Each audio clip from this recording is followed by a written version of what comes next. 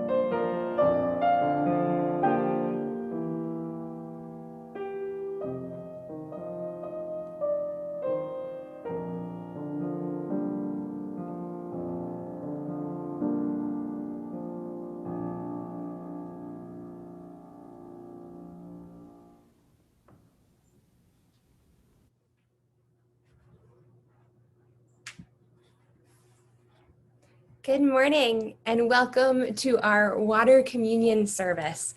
My name is Kelly McNeil and I serve as the Director of Congregational Life here at First Unitarian Universalist Church of Columbus. Welcome back. It is so good to be officially kicking off our new church year with our annual water communion ceremony.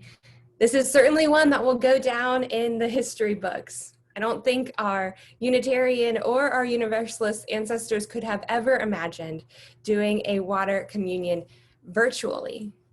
But even though we're virtual, we can find fun and creative ways to participate and interact with one another. As Reverend Marion said, even Mother Nature wanted to participate with us this morning. If you are visiting with us this morning, welcome. You certainly picked a great service to join us. We are so glad that you are here. If you have any questions or just want to know more about who we are, please email me, and you can find my email in the chat box.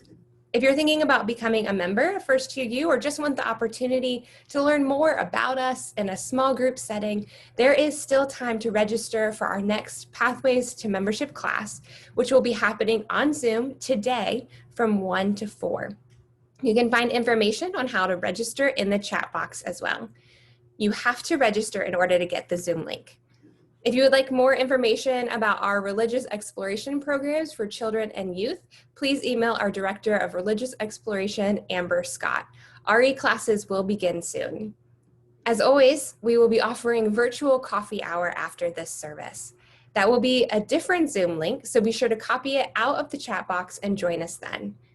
Finally, if you would like to be on our email list to find out more about what is going on at First UU, please email me, and I'll make sure that you get these announcements and so much more information in your inbox each week. As we gather on this first Sunday of the church year, I invite you now to join us in singing, "Come, Come, Whoever You Are."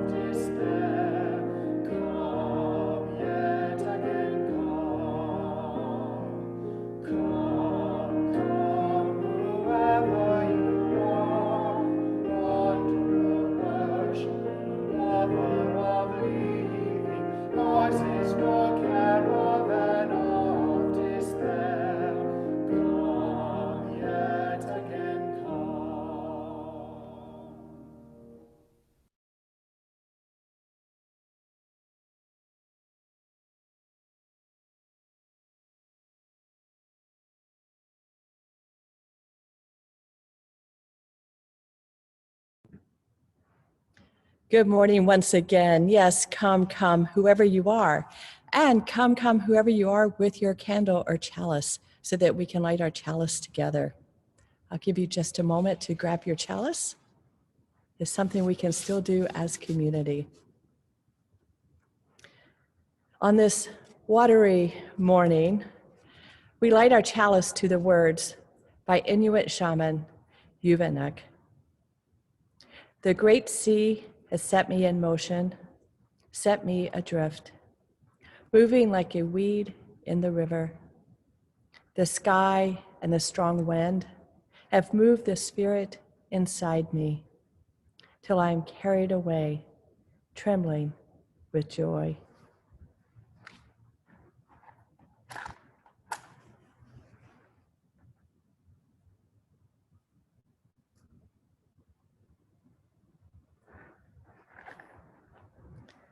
Our chalice is lit. And this morning I have a wonderful privilege. I get to introduce Isabel Call to you.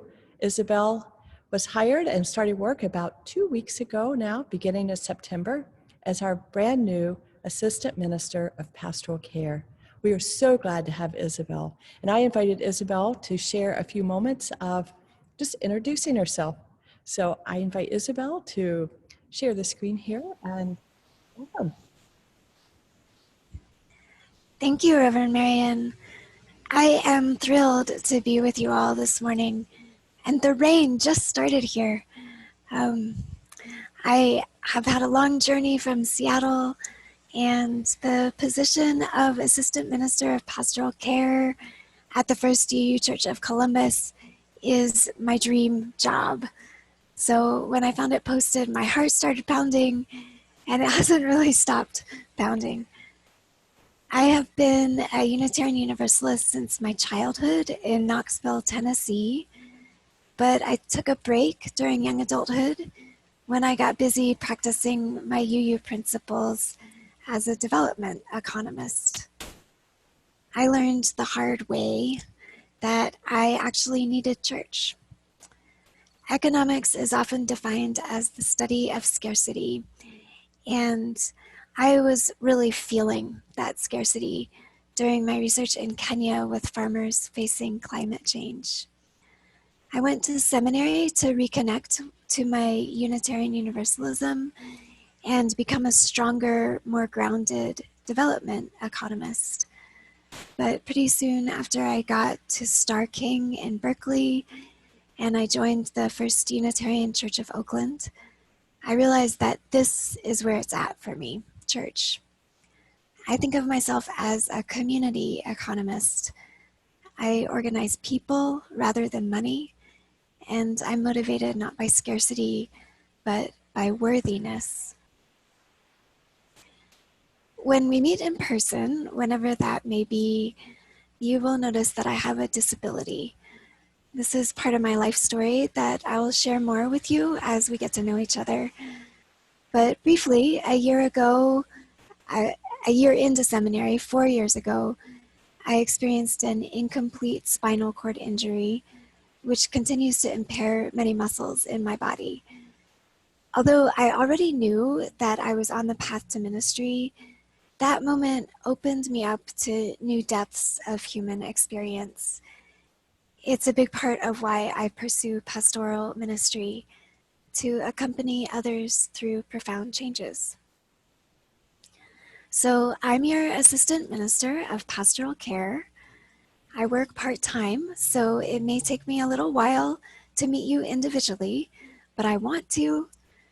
And I'm not a reverend yet, but stay tuned on that. I'm really excited to be here to support the leadership of Reverend Marian and to get to know you.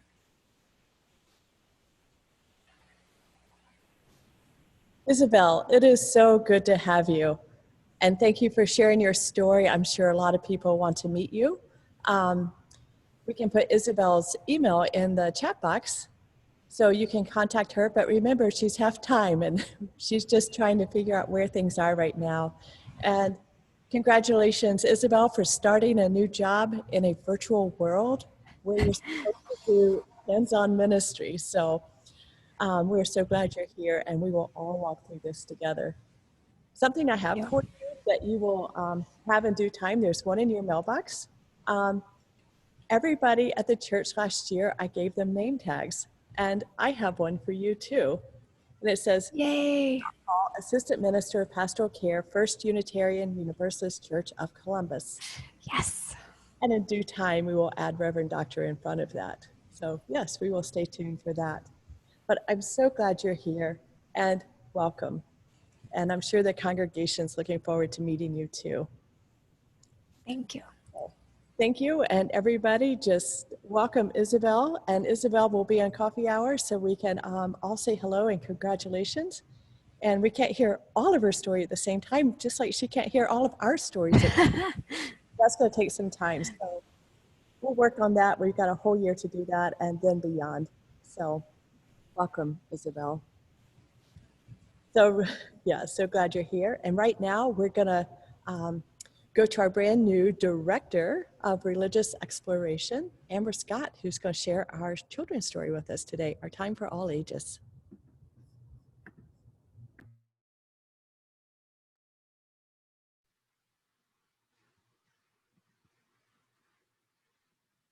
Good morning.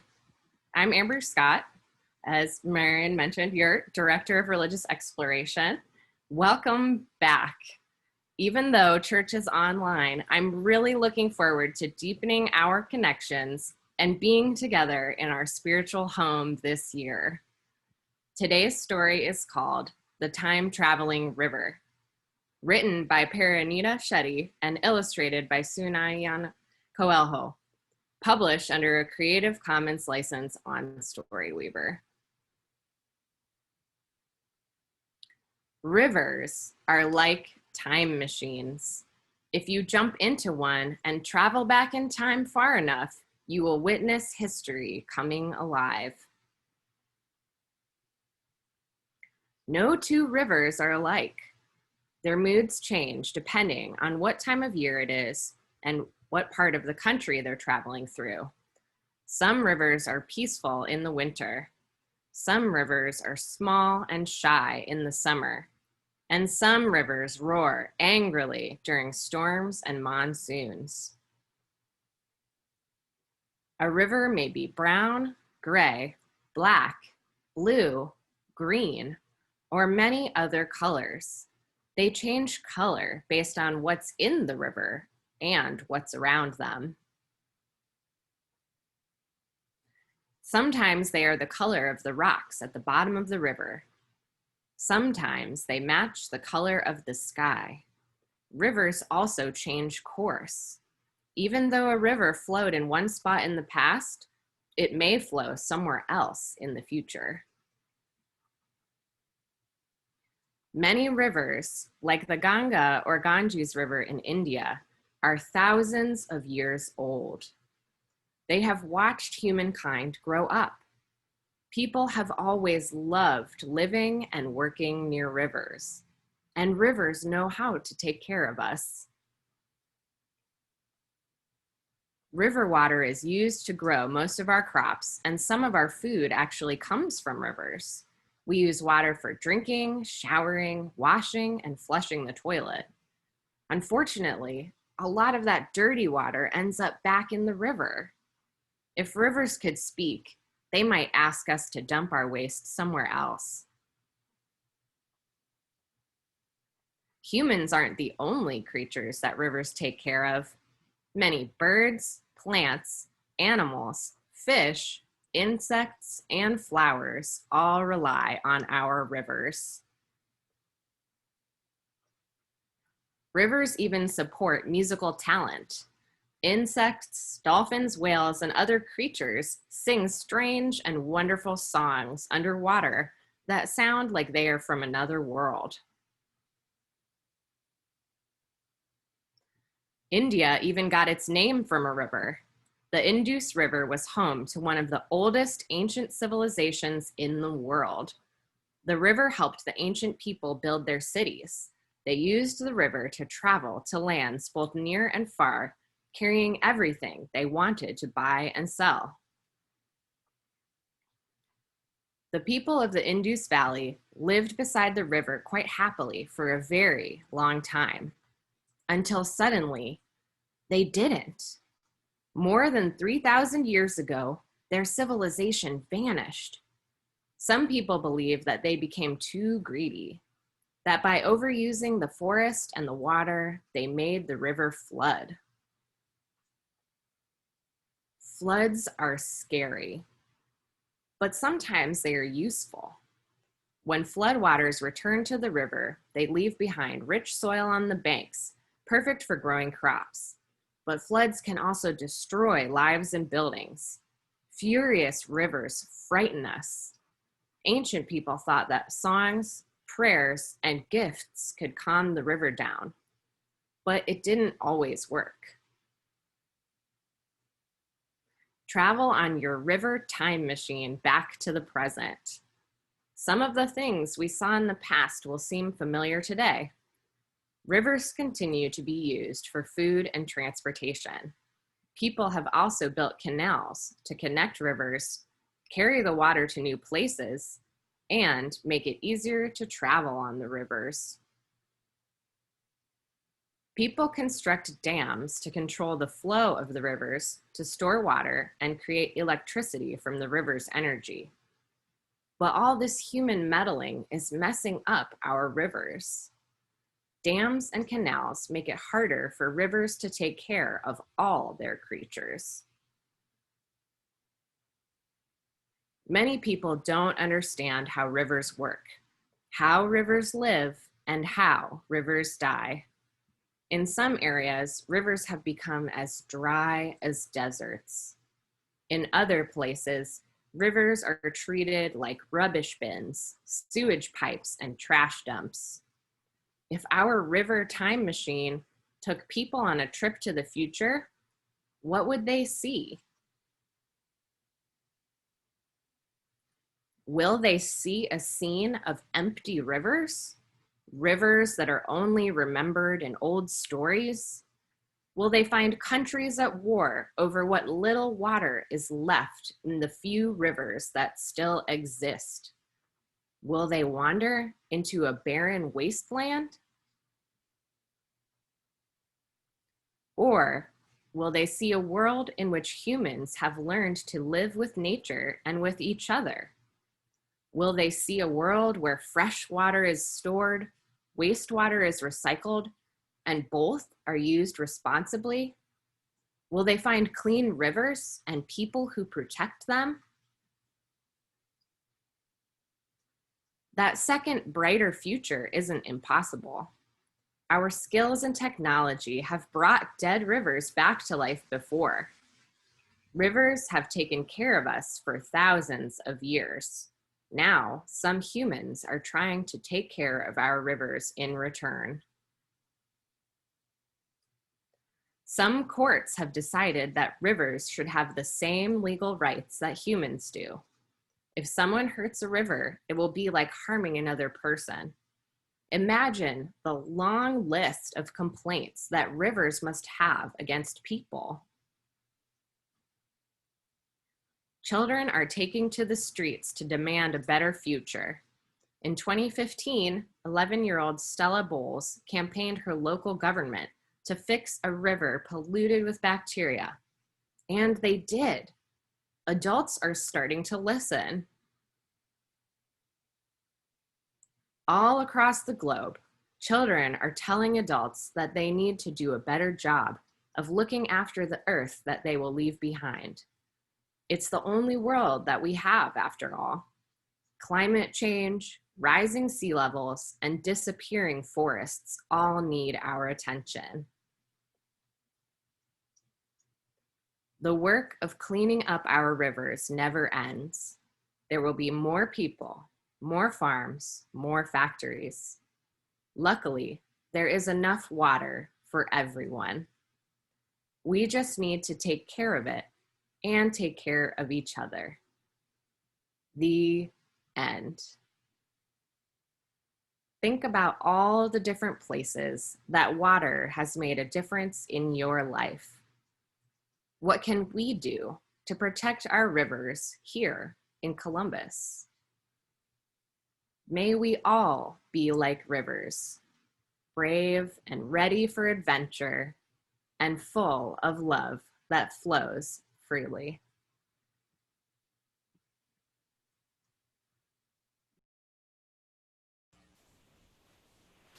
Thank you, Amber.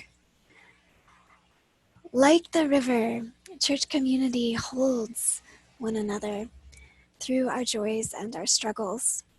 Later in our time together this morning, we will bring forward those in our community who are experiencing grief, loss, or moments of celebration. I invite you to use the chat box now to type your full name and, in 10 words or less, the sorrow or joy that you wish to share, and then select Send to Panelists.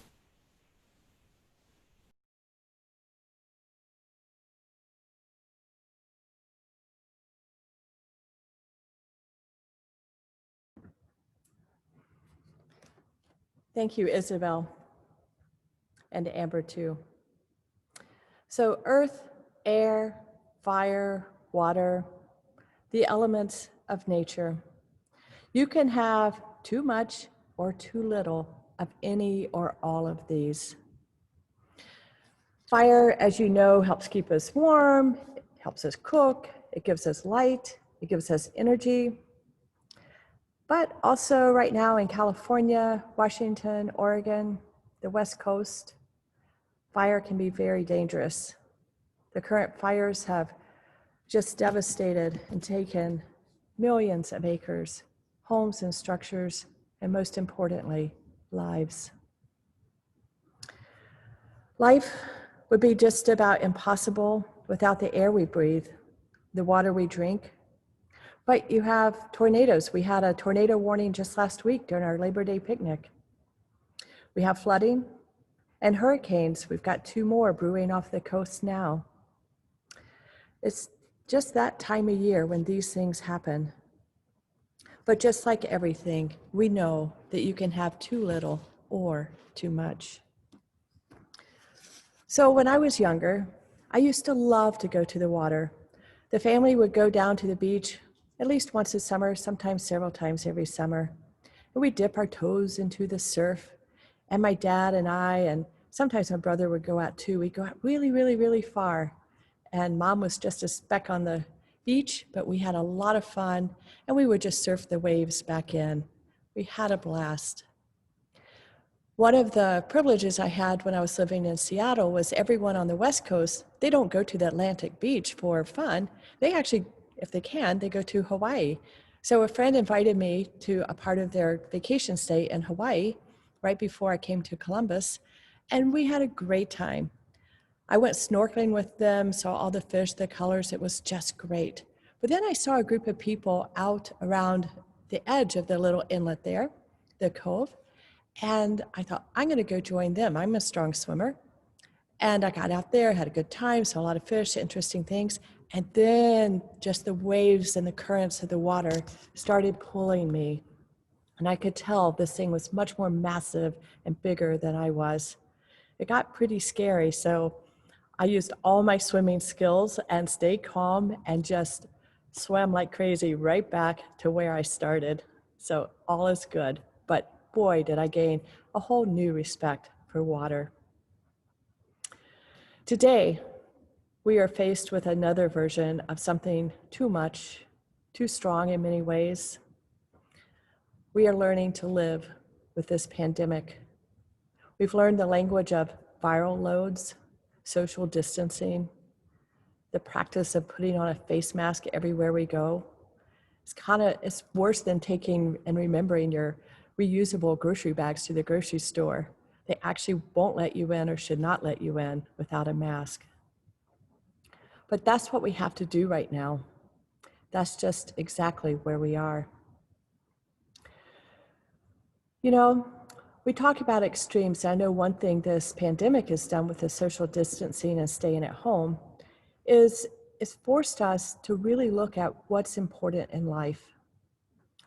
And sometimes when we have to go without, we realize just how important something is.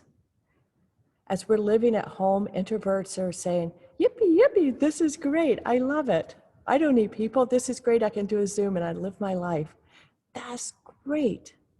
But there are also people who are so used to people, to family, to traveling, to getting to just be in church.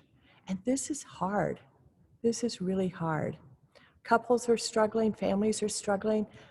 You know, houses can only be so big to accommodate so much with life and work and play. And winter's coming. The therapists that I know tell me that their caseloads are incredibly heavy right now. And I know a lot of people I need to also refer to get help so they can listen and be heard. Suicide rates are going up, depression's going up, addiction rates are going up.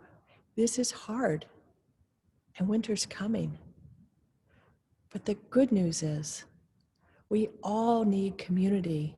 We can all connect. You might not like Zoom or other online vehicles to connect. Sometimes I actually feel so Zoomified that I don't know which ends up. But we have connection. That's how we need to do it these days. Right now, we can still gather outside a little bit in backyard settings, outdoor settings, 6 feet apart with masks. But when the winter comes, it's going to be harder. We're going to have to be even better on our online connections. And if you know someone who's not connected, see what you can do to help. We still have telephones, we can call, we can write letters, but we need to do something to connect. So a part of this connection and learning new ways is a part of being resilient. We are a resilient people. We've shown many times in the past as human beings and as Americans that we are resilient and we can get through this. We can. We just have to put one foot in front of the other or go day by day or one thing at a time. There's all sorts of metaphors you can use for that. But we need to be here for each other. Over the course of time, first UUers, Unitarian Universalist, and human beings at large we've developed rituals and symbols to acknowledge hard times in life, to acknowledge transitions, to acknowledge just where we are at this point in time. We've also acknowledged that we need to give thanks to all the people who make these connections possible. You know, we have the celebrations, Mother's Day, Earth Day, other holidays. We have pilgrimages to the water's edge. We have festivals of light in the winter time. We have all these festivals to get together. We also mark weddings and we mark lives that we have lost, like we did yesterday with Tony. But we do all these things. And Unitarian Universalists have a special ritual that we do every time this year. It's our annual ingathering where we do water communion. So this morning, we can't be together to actually pour our water into a common bowl, but we have an outside altar that you can do that. It's right behind me on the outside of the chancel here. when you come in off of Weisheimer, you'll see it. Feel free to pour your water into the common bowl there. We will use that water over the course of the year. We'll mingle it with everyone else's and a little bit from last year, which has the year before and the year before. We will clean it up and we will dedicate babies and children and dedicate gardens and trees or whatever we need to do. And we might even rededicate this sanctuary, this church, this building, this campus when we get to be back in person. And we need water for that. And it needs to come from all of us. That's what communion is all about. So this morning, I want to talk to you just a little bit about the history of water communion. It started in 1980 when two Unitarian Universalist women, Carolyn McDade and Lucille Shuck Longview, were asked to create a worship service for the Women and Religious Continental Convocation of Unitarian Universalist. Together they created what we now call water communion, recognizing and honoring the waters that connect us all. If we were here in person, right now again, we would be pouring this water into a common bowl and we'd be using it for the months to come. But you know, even so, we know that together, working together, pouring our waters together, our energies together, we actually built this building, this campus, and our community. We've built it together just a few blocks up from a river. Many of you sent images and words in to me this week about what water means to you. Thank you so much for doing that. I really appreciate you participating when I send out an ask. What I'm going to do instead of showing them right now is I'm going to send them out in a video link for Rev Talk this week. I will send the video link with all your images, and I'll put a lot of the words that you use to describe water, what water means to you, in the Rev Talk as well. So watch for that. But right now, I want to focus on what we're trying to do this month overall is a sense of renewal. How are we going to renew our spirits in this time? How are we going to be resilient? How are we going to make it through this winter? I think we can make it through not only with community, with connection, with inviting everyone you know to come be a part of this community so that they're connected too. We are all in this together. But right now, what I want you to do is to just take a deep breath, breathe in and out, think about renewal. Put an image of water in your mind. I'm going to show one in just a moment of a river. I want you, as we show this image of the river, I want you to think about either being near the water, on the water, in the water, and just how good and refreshing it feels. And just be thankful for the water. As I switch back and show you this river, Nathan will play underneath as the river flows. Take a few moments in meditation and just imagine yourself being buoyed up, being carried, being lifted by the water.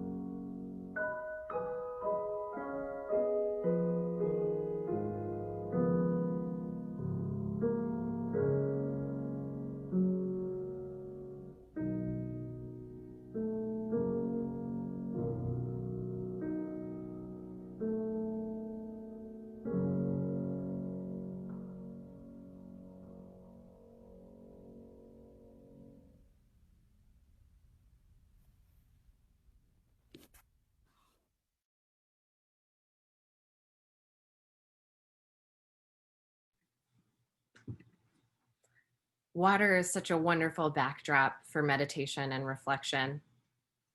I hope that you feel centered and can take that feeling with you this week.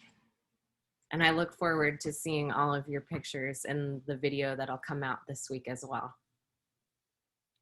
First UU is a church that matters. It is in the foundation of our being to love, to care, and to be generous. We know this world is a long way from being fair to all people. It takes all of us to make it better. To offer our gifts and pay our promised pledges is to say to ourselves and our world that we are defined by our hearts and our deeper values. Our Share the Plate recipient for September is UU Justice Ohio, who will be using your donation to support their voter advocacy work with UU the Vote. Grounded by Unitarian Universalist principles, UU the Vote is a nonpartisan faith effort to energize our congregations and neighbors, to educate and mobilize voters, and rally around key ballot initiatives. Please be as generous as you can to support democracy and get as many people as possible involved in the democratic election process. The offering that helps build a better world and a better church will now be gratefully received online. You can donate online on our website, via text message, bank by mail, or write a check and mail it in. Thank you for your generosity.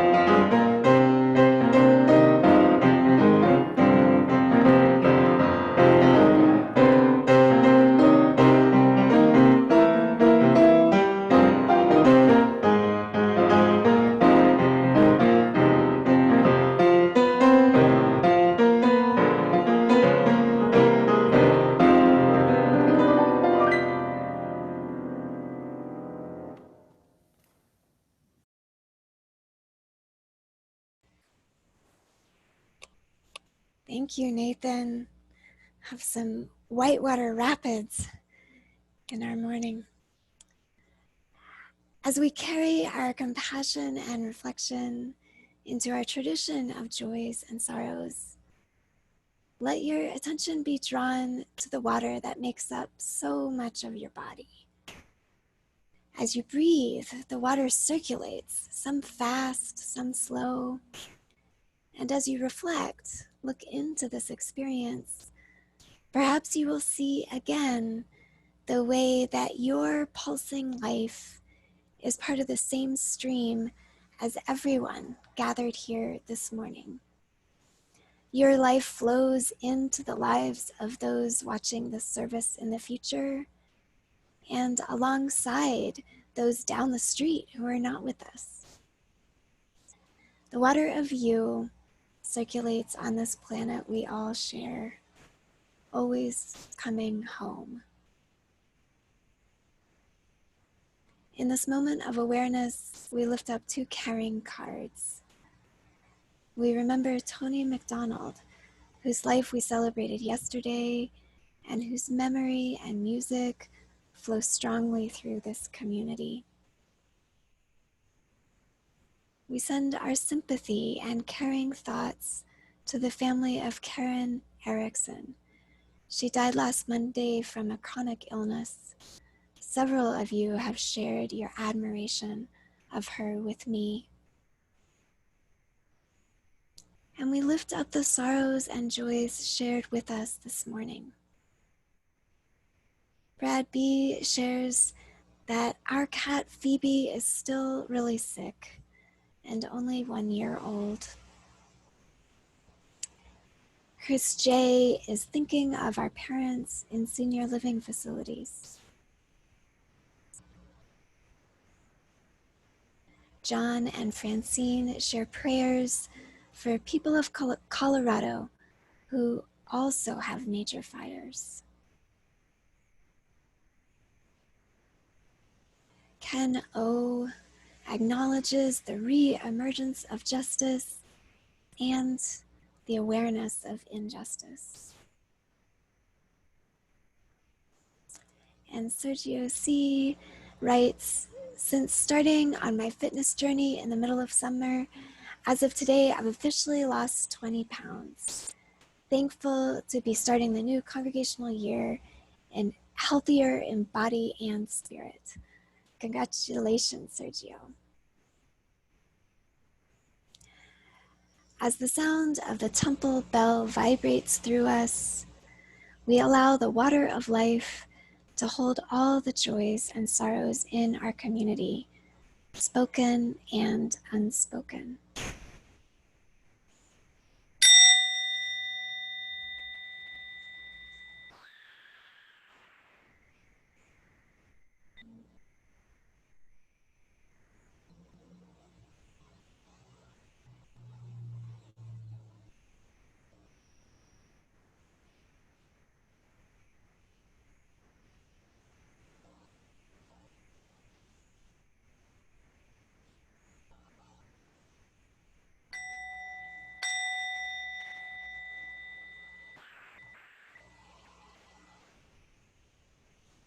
Together, we return from this moment, holding one another in support and celebrating one another's joys.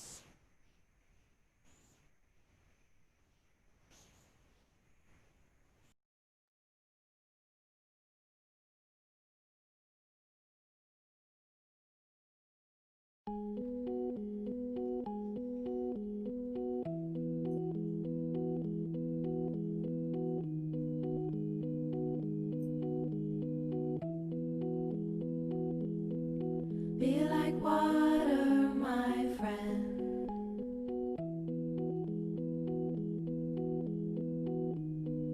You shall find a way around or through it when nothing within us stays rigid.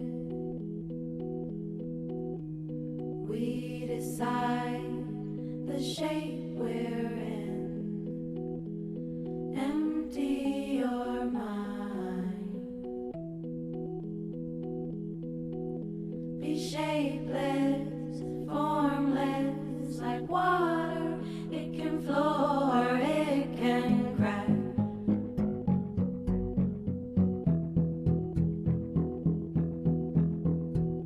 And we design the ways we give.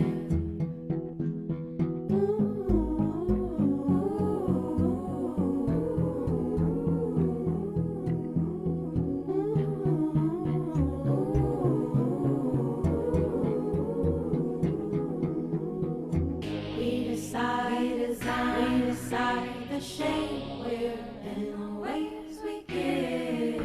We decide the shape we're in, the ways we give. Be like water, my friend.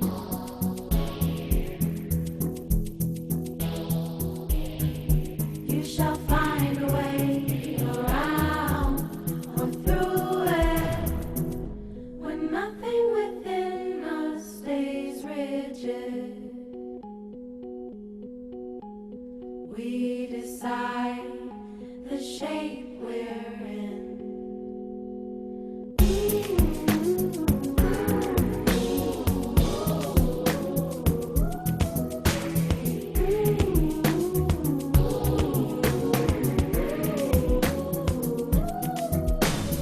Empty your mind.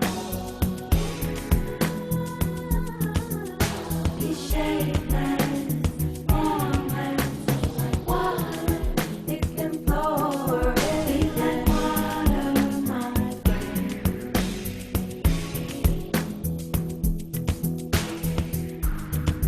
You shall find a way around or through it. When nothing within us stays rigid, we decide the shape we're in. We begin.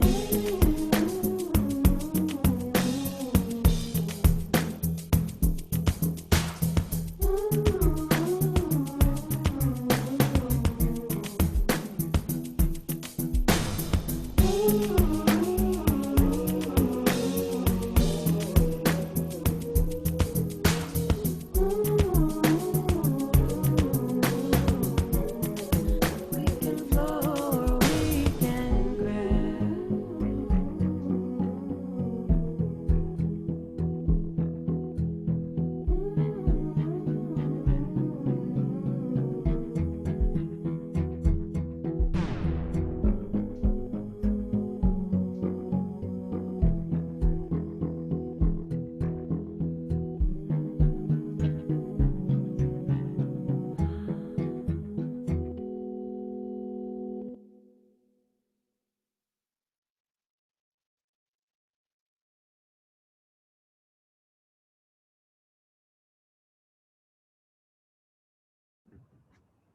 Ah, be like water, my friends. We need to be renewed. We also need to have resilience. Be like water. Do not be rigid. We can do this. Our closing words this morning are from Kathleen Mateague, The Common Good. We breathe the common wind of the earth, no matter where we live, who we love, what language we speak. We drink from the common water of the earth, no matter the color of our skin, how long we live, the coverings we drape on our forms. We follow the common paths of the earth, no matter our beliefs, how far we move from home, the gold we carry, or its lack. May we live from these truths, our hearts open to the holiness all around us, our hands turned always toward the common good. Blessed be and amen. This morning, I'd also like for us to share in one of our favorite songs as a congregation, Blue Boat Home.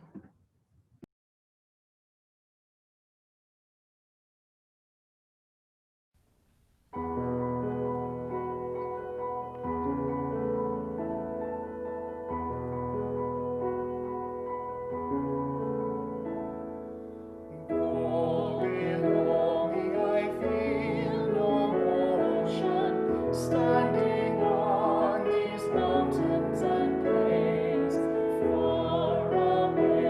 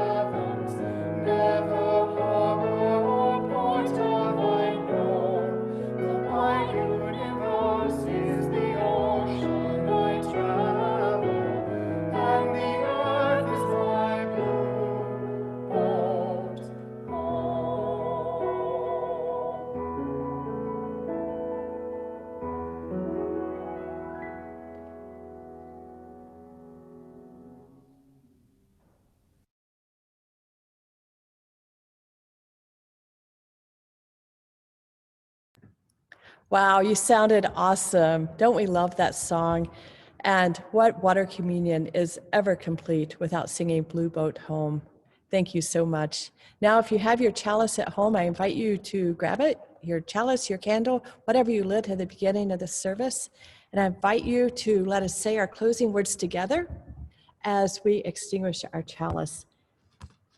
The words, in case you do not know them, they are based on our vision statement. They will be in your chat box, but hopefully you know it by heart. So we say them every week, and we should know our vision. Again, they're in the chat box if you need them.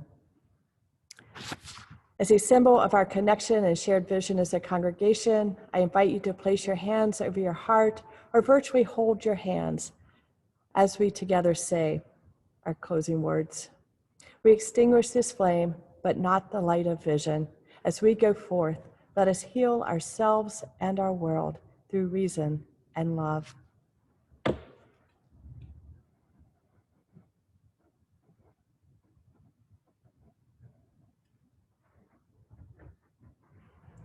Our chalice is extinguished.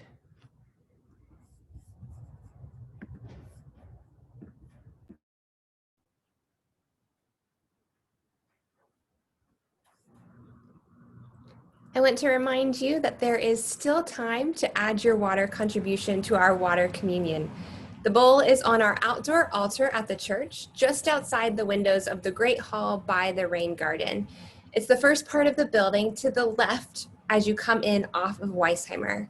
If you would like to leave a non-breakable vessel of water that we will add later, you can do that also.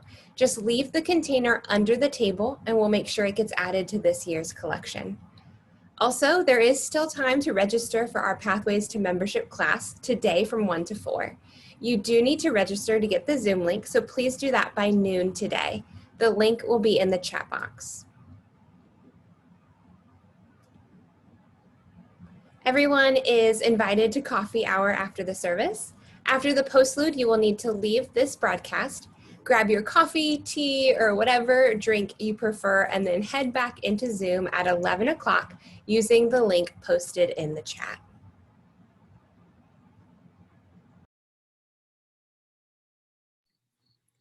Special thanks to everyone who made today's worship service possible. Thank you to our musicians, our director of music and Chalice Choir director, Brandon Moss, our Spirit of Life Choir director, Michaela Jones-Brown, our pianist, Nathan Ham, our ministry team, including Kelly McNeil, Isabel Call, and Reverend Dr. Marion Stewart, as well as tech support from Angela Rupert. Thank you.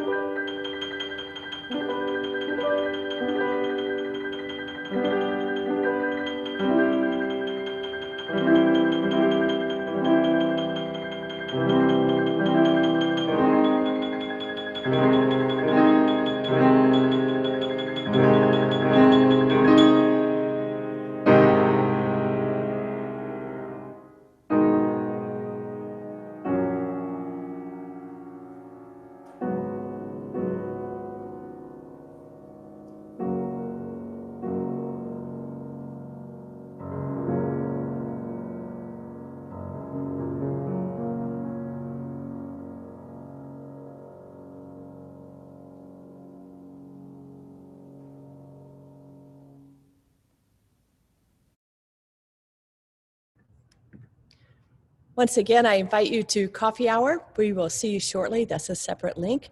Come share your stories, what water communion means to you, and just be with each other. It's wonderful to have community. Welcome back, everyone. Welcome to the new church year. See you at coffee hour, and bye-bye.